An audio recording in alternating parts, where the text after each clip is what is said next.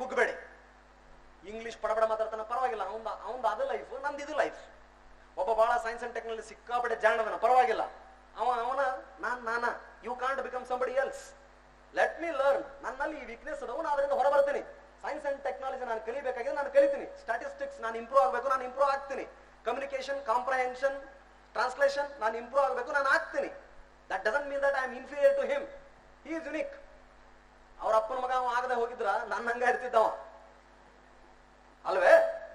ನೀವು ಪಾಪ ಎಲ್ಲ ರೂರಲ್ ಬ್ಯಾಕ್ ಗ್ರೌಂಡ್ ಇದು ಎಲ್ಲ ಸೇರಿ ಎಲ್ಲ ಮಾಡಿ, ನೀವು ಕಾಯಿಪಲ್ಲೆ ನಿನ್ನ ತರಬೇಕು, ನೀವೇ ಬೆಳಿಬೇಕು, ತರಬೇಕು, ಕಟ್ ಮಾಡ್ಬೇಕು, ಮಸಾಲೆ ನೀವು ಊಟ ಮಾಡಿ ನೀವು ಮಾಡ್ಬೇಕು. ಅವ್ನು ರೆಡಿಮೇಡ್ ಬರಕತೈತಿ, ಪರವಾಗಿಲ್ಲ. he is also good, you are also good. Don't feel inferior to anyone. Inferiority and jealousy, these are the two banes of our country. ನಮ್ಮ ದೇಶದ ಬಹು ದೊಡ್ಡ ದೌರ್ಭಾಗ್ಯ, ಶಾಪ ಏನ್ ಗೊತ್ತಾ? ಒಂದು ಕೀಳೆರಿಮೆ, ಇನ್ನೊಂದು ಜಲಸಿ. ಒಬ್ಬನ ಕಂಡ್ರೆ ಒಬ್ರಿಗೆ ಹಂಗಲ್ಲ, ಒಬ್ಬನ ಕಂಡ್ರೆ ಒಬ್ರಿಗೆ ಹಂಗಲ್ಲ. ಅದ್ರಲ್ಲಿ ಇರಬೇಡ ದಯಮಾಡಿ. he is also okay, I am also okay. he is also having strength, I am also having strength. Focus on your goal. ನಿಮ್ದೇನ್ ಗೋಲ್ ಐತೆ ಅದ್ರ ಮೇಲೆ ಫೋಕಸ್ ಮಾಡ್ರಿ. ಇವೆಲ್ಲ ವಿಡಿಯೋಸ್. ಇನ್ನೊಂದು ಯಾವ್ದಾದ್ರು ವಿಡಿಯೋ ನೋಡ್ತೀರಾ? ಒಂದ್ ನಿಮಿಷ. Making of motivation video, NPA. ಆ NPA ಮೋಟಿವೇಶನ್ ವಿಡಿಯೋ ಹಾಕ, ಡಬಲ್ ಕ್ಲಿಕ್. ಇಂಟರ್ನೆಟ್ ಇದ್ರೆ ಆಟೋಮೆಟಿಕಲಿ ಕನೆಕ್ಟ್ ಆಯ್ತದೆ. 99% of the achievements on this earth are done by 90% inspirations, 10% hard work and effort.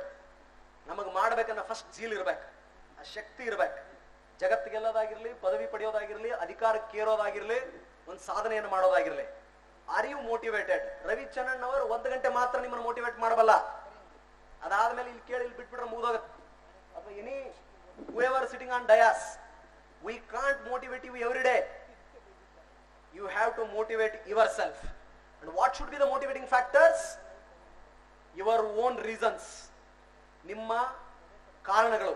ನಾನು ಯಾಕೆ IAS ಆಗ್ಬೇಕು, ನಾನು ಯಾಕೆ IPS ಆಗ್ಬೇಕು, ನನ್ನ ಹಿನ್ನೆಲೆ ಏನು, ನನ್ನ ಮುಂದಿನ ಗುರು ಉದ್ದೇಶಗಳೇನು, ನನ್ನ ಬದುಕು ಎಂತಹದ್ದು, ನನ್ನ ಸುತ್ತಲೂ ಎಂತ ವಾತಾವರಣ ಇದೆ, ನನ್ನ ನಾಡೆ ಹೇಗಿದೆ, ನನ್ನ ಜಿಲ್ಲೆ ಹೇಗಿದೆ, ನನ್ನ ದೇಶ ಹೇಗಿದೆ, ಏನನ್ನ ಕಂಡ್ರೆ ನನಗೆ ಸಹ್ಯ, ಏನನ್ನ ಕಂಡ್ರೆ ನನಗೆ ಅಸಹ್ಯ, ನಾನು ಏನನ್ನ ಇಷ್ಟಪಡ್ತೀನಿ, ಏನನ್ನ ಇಷ್ಟಪಡಲ್ಲ, ಯಾವ ಕಾರಣಕ್ಕಾಗಿ ನಾನು ಬರ್ಬೇಕು ಅನ್ನೋದನ್ನ ಇಟ್ಕೊಂಡ್ರಿ ಅಂದ್ರೆ ಆಟೋಮೆಟಿಕಲಿ ಅದು ಮೋಟಿವೇಟ್ ಆಗ್ತಾ ಇರುತ್ತೆ, ನಿಮ್ಮನ್ನು ಮೋಟಿವೇಟ್ ಮಾಡ್ತಾನೆ ಇರ್ತದೆ. I just can't sit silent when something is going wrong in front of me. ನಾನು ಕೋಪ ಹೆಚ್ಚಿಗೆ ಯಾವನ್ನಾದ್ರೂ ಏನಾದ್ರು ಮಾಡ್ತಾನೆ ನಂಗೆ ತಡ್ಕೊಳಕ್ ಆಗಕ್ಕಿಲ್ಲ, ಬಂದೇ ಬಿಡ್ತೀನಿ ರೋಡ್ಗೆ. ಬೇಕಾದ್ರೆ ಬರ್ತ್ ಬಿತ್ ಅನ್ನೋದೆ ಕೇಸ್ ಕಂಪಲ್ಸರಿ, ಒದೆ ಬೋನಸ್, ಬೇಕಾದ್ರಲ್ಲಿ. ಅದು ನನ್ನ motivation. I can't sit silent. If something is going wrong and if I am capable of correcting it, I will not sit silently. ಅದು ಸರಿಯಾಗಿ ನಡೀತಾ ಇಲ್ಲ, ನಾನು ಹೋದ್ರೆ ಅದು ಸರಿ ಆಯ್ತದೆ, ನಾನು ಹೋಗ್ತೀನಿ, ಬೇಕಾದಿರಲ್ಲ. ನನ್ನ motivating factor. I can't sit silent when people are going in a wrong direction. ಯಾರೋ ಬಂದು ಏನೇನು ಹೇಳ್ತಿದ್ದಾರೆ, ಏನೋ ನಂಬ್ತಿದ್ದಾರೆ, no I can't tolerate myself. ಆಂಗ್ಲ ಹೋಗ್ತೀನಿ, ಬಿಡಕ್ಕಿಲ್ಲ. ಸೊ ಹಾಗೆ ನಿಮಗೇನು ಭ್ರಷ್ಟಾಚಾರದ ಬಗ್ಗೆ ನಿಮಗೆ ಕೋಪ ಇದೆಯೇ? ಕಮ್ ಈ ಸೈಡೆ ಬನ್ನಿ. ಹೆಣ್ಣು ಮಕ್ಕಳ ಮೇಲೆ ಆಗ್ತಿರ್ತಕ್ಕಂಥ ದೌರ್ಜನ್ಯ, ಅತ್ಯಾಚಾರದ ಬಗ್ಗೆ ನಿಮಗೆ ರಕ್ತ ಏನಾರ ಆಗ್ತಾ ಇದೆಯಾ? Please come, become IAS or IPS. ಸ್ವಚ್ಛತೆ, ಇನ್ಫ್ರಾಸ್ಟ್ರಕ್ಚರ್ ಡೆವಲಪ್ಮೆಂಟ್, ಬಡತನ, ನಿರುದ್ಯೋಗ, ಇನ್ನೊಂದು ಮತ್ತೊಂದು ಏನಾದ್ರೂ ನಿಮಗೆ ಕೋಪಗಳಿದೆಯೇ? ಈ ಕಡೆ ಬನ್ನಿ. This the right platform for you. ಇದು ನಿಮ್ಗೆ ರೈಟ್ ಪ್ಲಾಟ್ಫಾರ್ಮ್. ಅವು ಮೋಟಿವೇಟಿಂಗ್ ಫ್ಯಾಕ್ಟರ್ ನಿಮ್ಗಾಗ್ಲಿ. ವಿಡಿಯೋಗಳು ದೇ ವಿಲ್ ಹೆಲ್ಪ್. ಯೂಟ್ಯೂಬ್ ಅಲ್ಲಿ ಎಲ್ಲ ಇದೆ on the fingertip. But don't see all those things which will spoil your time and energy. ಅದನ್ನೆಲ್ಲ ನೋಡಬೇಡಿ, ಬಹಳ ಇದಿರ್ತದೆ. ಪ್ಲೇ ಆಯ್ತದೆ ಗುರು. ಎರಡನೇದ motivational video NPA, double click. ಇದೊಂದು ಸ್ವಲ್ಪ ನೋಡ್ರಪ್ಪ, ಫಾರ್ ಅ ಚೇಂಜ್. 5 ಗಂಟೆ ಆಯ್ತು ಅದಕ್ಕೆ.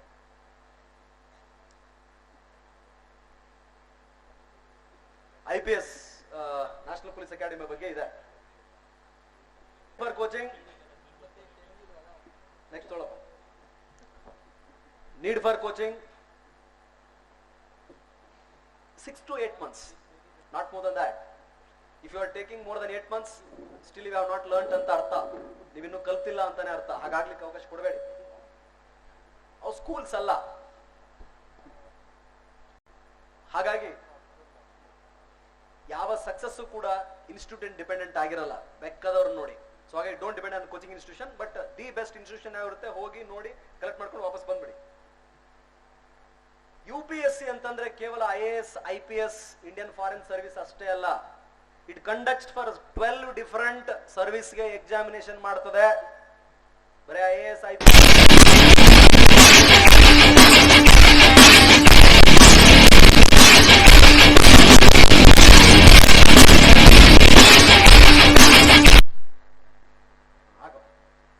just small video every day will be like that. National police ಅಕಾಡೆಮಿನಲ್ಲಿ ಬಹಳ ಚೆನ್ನಾಗಿ ತಯಾರು ಮಾಡ್ತಾರೆ. 12 ಡಿಫರೆಂಟ್ ಸರ್ವಿಸ್ಗಳಿಗೆ UPSC ಪರೀಕ್ಷೆಯನ್ನ ಮಾಡುತ್ತೆ.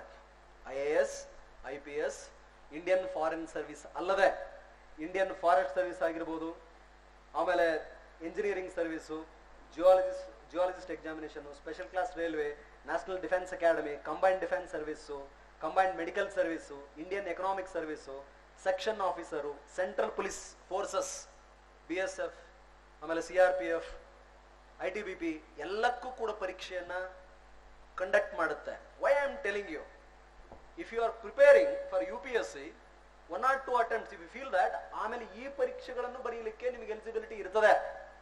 ಬಹಳಷ್ಟು ಜನರು ನಮಗೆ ಆ ವೆಬ್ಸೈಟ್ಗಳೇ ಗೊತ್ತಿರಲ್ಲ. So look into it. ಈ ಕಂಪ್ಲೀಟ್ ಪವರ್ ಪಾಯಿಂಟ್ ಅನ್ನು ನಾನು ಇಲ್ಲೇ ಬಿಟ್ಟು ಹೋಗಿರ್ತೀನಿ ಮತ್ತು ಅಪ್ಡೇಟ್ ಮಾಡ್ತೀನಿ.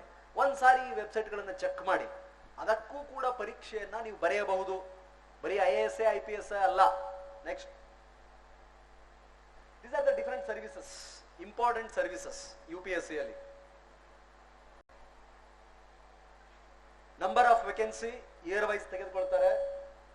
IAS ಇಂಡಿಯನ್ ಫಾರಿನ್ ಸರ್ವಿಸ್ ಮತ್ತು ಪೊಲೀಸ್ ಸರ್ವಿಸ್ ಜೊತೆಗೆ 24 ಇತರೆ ಸೇವೆಗಳಿಗೆ ಒಂದು ಪರೀಕ್ಷೆ ನಡೆಯುತ್ತೆ.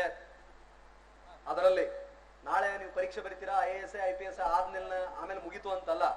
You might become group A 16 services ಇದೆ, ಗ್ರೂಪ್ B 5 ಸರ್ವಿಸಸ್ ಇರ್ತದೆ. Armed headquarter civil service ಹಿಡಿದು ಪಾಂಡಿಚೇರಿ, ಅಂಡಮಾನ್ ನಿಕೋಬಾರು, ಆಮೇಲೆ Indian revenue service, central custom excise, ಆಮೇಲೆ Indian postal service, Indian railway personnel service, ಅವು ಎಲ್ಲವೂ ಇರ್ತದೆ.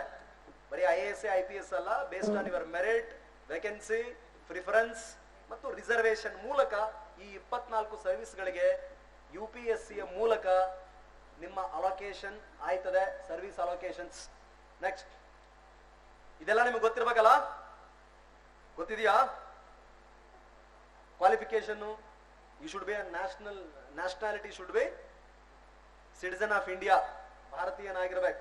ಗ್ರಾಜುಯೇಷನ್ ಏಜ್ ಲಿಮಿಟ್ ಜನರಲ್ ಕ್ಯಾಟಗರಿಗೆ 21 to 33, OBC 32, 22 to 35, SC ST 21 to 37 year. ನಿಮ್ ಜೊತೆನೆ ನಾನು ಇನ್ನೂ 4 ಅಟೆಂಪ್ಟ್ ಬರಿಬಹುದು. ಬೇಡ, ಸಾಕ, ಒಂದ್ಸಲ ಬರೆದಿದ್ದ ರಗಡಾಗೈತಿ, ಇನ್ನು ಬರೆಯಂಗಿಲ್ಲ ನಾವು ವಾಪಸ್. So this is at number of attempts. General category 6 ಇರುತ್ತೆ, OBC ಮತ್ತು physically handicapped 9, SC ST unlimited. So if a candidate applies for prelims and if it doesn't appear for the examination, it will not be counted. ಅದು count ಆಗಲ್ಲ. If you give attempt ಅಂದ್ರೆ ಅದು count ಆಯ್ತದೆ. Next, selection of process 2, ಒಂದು prelims, ಎರಡನೇದು mains plus interview, 2 ಸೇರಿ ಆಯ್ತದೆ. Next, ಈ ಸೋರ್ಸ್ ಕೊಟ್ಟಿದ್ದೀನಿ ನಾ, sources of current affairs. Current ಅಫೇರ್ಸ್ಗೆ ನಾವು ಹೇಗಪ್ಪ ತಯಾರಾಗೋದು? ಒಂದು reputed magazine, normally the Hindu ಅದು ಆಕ್ಚುಲಿ ನ್ಯೂಸ್ ಪೇಪರ್ ಅಲ್ಲ, ಒಂಥರ ಮ್ಯಾಗಝಿನ್ ಇದ್ದಂಗೆ ಇರ್ತದೆ, ಎಲ್ಲ ಓದಕ್ಕಂತೂ ಆಗಲ್ಲ. ಸೊ ನ್ಯೂಸ್ ಪೇಪರ್ ರೀಡಿಂಗ್ ಅಂತ ಹಾಕಿ ಗೂಗಲ್ ಅಲ್ಲಿ UPSC ಪ್ರಿಪರೇಷನ್ ಅಂತ ಹೊಡೆದ್ರೆ 100 ಬರ್ತದೆ. Roman Saini explains it very well, ಅದನ್ನ ತುಂಬಾ ಚೆನ್ನಾಗಿ ಹೇಳ್ತಾರೆ ಅವರು, ಅದನ್ನ ಒಂದ್ಸಾರಿ ಕೇಳಿ. ಮ್ಯಾಗಝಿನ್ಸ್ ಯಾವ್ದಾವ್ದಪ್ಪ ರೆಫರ್ ಮಾಡ್ಬೇಕು ನಾವು? Frontline, Yojana, Kurukshetra, science reporter, world focus, civil service times. ಮ್ಯಾಗಝಿನ್ಗಳನ್ನ ರೆಫರ್ ಮಾಡುವುದಾದ್ರೆ ನಿಮ್ಮ ಸಬ್ಜೆಕ್ಟ್ಗಳಿಗೆ ಅನುಗುಣವಾಗಿ ಇವುಗಳನ್ನ ರೆಫರ್ ಮಾಡ್ಬೇಕು. ಆಮೇಲೆ ಗೌರ್ಮೆಂಟ್ ವೆಬ್ಸೈಟ್ಸ್, ಎಲ್ಲಾ ಗೌರ್ಮೆಂಟ್ ಇಲಾಖೆಗಳು, different departments will have their own websites. ಆ ವೆಬ್ಸೈಟ್ಗಳನ್ನ ರೆಫರ್ ಮಾಡಿದ್ರೆ ಆ ಡಿಫರೆಂಟ್ ಇಲಾಖೆಗಳ ಯೋಜನೆ, ರೀಸೆಂಟ್ ಪಾಲಿಸಿ ಡಿಸಿಷನ್ಸ್ ಎಲ್ಲ ಅದ್ರಲ್ಲಿ ಅವೈಲೇಬಲ್ ಇರ್ತದೆ. ಇಂಟರ್ನೆಟ್ ಡಬಲ್ ಎಡ್ಜ್ ಅದು ಒಂಥರ ಸ್ವಾರ್ಡು, ಸಿಕ್ಕಾಪಟ್ಟೆ ಫೇಕು ಏನೇನೋ ಇರ್ತದೆ. ಅಥೆಂಟಿಕ್ ಇನ್ಫಾರ್ಮೇಶನ್ ಇಂಟರ್ನೆಟ್ ಇಂದ ಪಡಿಬಹುದು. ಇದು ಅಡ್ಮಿನಿಸ್ಟ್ರೇಟಿವ್ ರಿಫಾರ್ಮ್ ಕಮಿಷನ್ ಇಂದ ARC ರೆಕಮೆಂಡೇಶನ್ಸ್ ಏನಿರುತ್ತೆ ಅದನ್ನ ಸ್ವಲ್ಪ ನೋಡಿಕೊಳ್ಳುವುದು UPSC ಪರೀಕ್ಷಾರ್ಥಿಗಳಿಗೆ ಒಳ್ಳೆ ಸಲಹೆ. ಇದು preliminary examination. In fact I have brought question paper PDF ಇದೆ. ಕರೆಂಟ್ ಇವೆಂಟ್ಸ್ ಪ್ರಿಲಿಮ್ಸ್ಗೆ ರೆಡಿ ಆಗಬೇಕಾದ್ರೆ history of India, India and national movement, India and world geography, ಜಿಯೋಗ್ರಫಿಲಿ physical, social, economic geography of India and the world, polity, constitution, political system, Panchayat Raj system, public policy, rights and issues ಅದ್ರ ಬಗ್ಗೆ ಪಾಲಿಟಿಯಲ್ಲಿ cover ಆಗ್ತಕ್ಕಂಥದ್ದು. Economic and social development, ಅದರಲ್ಲಿ sustainable development, poverty, inclusion, demographics, social sector, other initiatives ಅದರಲ್ಲಿ ಕೇಳ್ತಾರೆ. General issues and environmental ecology, biodiversity and climate change, ಅದೇನು ಅದನ್ನ general ಆಗಿ ಓದ್ಕೋಬೇಕು.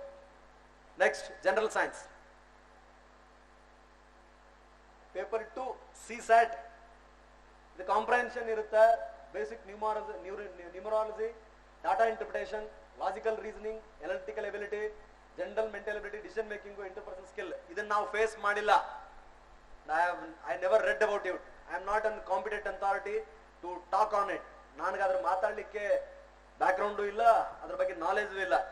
CSAT ನಾವು ಬರೆದವರಲ್ಲ. ನಮ್ಗೆ ಒಂದೇ ಪ್ರಿಲಿಮ್ಸ್ ಇತ್ತು, ಒಂದು ಜನರಲ್ ಪೇಪರ್, ಒಂದು ಆಪ್ಷನಲ್ ಸಬ್ಜೆಕ್ಟ್ ಇರ್ತಿತ್ತು. ಅದನ್ನು ಬರೆದವ್ರು ನಾವೆಲ್ಲ. Ours is the last batch in fact. So relevant ಯಾವುದು ಬೆಸ್ಟ್ ಕೋಚಿಂಗ್ ಇನ್ಸ್ಟಿಟ್ಯೂಷನ್ ಇರುತ್ತೆ ಅದರಲ್ಲಿ ಇದನ್ನ ನೋಡಿ ನೀವು ತಯಾರಾಗಬೇಕಾಯ್ತದೆ. ನೆಕ್ಸ್ಟ್, ಇದು ಏನೇನಪ್ಪ ರೆಫರೆನ್ಸ್ ಮಾಡಬೇಕು? ಕರೆಂಟ್ ಅಫೇರ್ಸ್ಗೆ Indian Express, Economic Times, Hindu. Indian ಹಿಸ್ಟ್ರಿಗೆ ಬಿಪಿನ್ ಚಂದ್ರ, ರಾಮಚಂದ್ರ ಗುಹಾ ಪುಸ್ತಕಗಳು. Constitution Laxmikanth, geography NCERT textbook, environment NCERT textbook. ಉಳಿದಿದ್ದೆಲ್ಲ mental ability RS Agarwal. English ಕಾಂಪ್ರಹೆನ್ಷನ್ಗೆ ನ್ಯೂಸ್ ಪೇಪರ್ ಓದುವುದರಿಂದ ಬರ್ತದೆ. ಇದೆಲ್ಲ ಟೋಟಲ್ ಮಾರ್ಕ್ಸ್, ಯಾವ್ದಾವ್ದು ಸಬ್ಜೆಕ್ಟ್ಗೆ ಎಷ್ಟೆಷ್ಟು ಮಾರ್ಕ್ಸ್ ಇರುತ್ತೆ ಅನ್ನೋದು. ಕ್ವಾಲಿಫೈಯಿಂಗ್ ಎಕ್ಸಾಮ್ ಒಂದು ಕನ್ನಡ, ನಮ್ದು ಕನ್ನಡ ಇರ್ತದೆ, ಇನ್ನೊಂದು ಇಂಗ್ಲಿಷ್ ಇರ್ತದೆ. ಬಹಳಷ್ಟು ಜನ ಈ ಕ್ವಾಲಿಫೈಯಿಂಗ್ ಎಕ್ಸಾಮ್ ನೆಗ್ಲೆಕ್ಟ್ ಮಾಡಿಬಿಡ್ತಾರೆ. ನನ್ನೊಬ್ಬ ಪ್ರೊಬೇಷನರ್ ಇದ್ರು. ಅವ್ರ ಪ್ರೊಬೇಷನರ್ ಎಲ್ಲಾ ಪರೀಕ್ಷೆಗಳನ್ನು ತುಂಬಾ ಚೆನ್ನಾಗಿ ಬರೆದು ಅವ್ರದೇನು ಲ್ಯಾಂಗ್ವೇಜ್ ಇತ್ತು ಆ ಲ್ಯಾಂಗ್ವೇಜ್ ಅಲ್ಲೇ ಫೇಲ್ ಆಗಿಬಿಟ್ಟಿದ್ರು. ಹಂಗಾಗೋದು ಬೇಡ. So you have to equally focus on qualifying languages. Next, GS paper 1 culture, history ಮತ್ತು ಜಿಯೋಗ್ರಫಿ ಮತ್ತು ಸೊಸೈಟಿ ಬಗ್ಗೆ ಇರ್ತದೆ. ಹಿಸ್ಟ್ರಿ, ವರ್ಲ್ಡ್ ಜಿಯೋಗ್ರಫಿ, ಕಲ್ಚರ್ ಮತ್ತು ಸೊಸೈಟಿ. ಎಷ್ಟು ಜನ ಪ್ರಿಲಿಮ್ಸ್ ಬರೆದಿದ್ದೀರಾ? ಓಕೆ. ಎಷ್ಟು ಜನ ಬರಿಬೇಕು ಅನ್ಕೊಂಡಿದ್ದೀರಾ?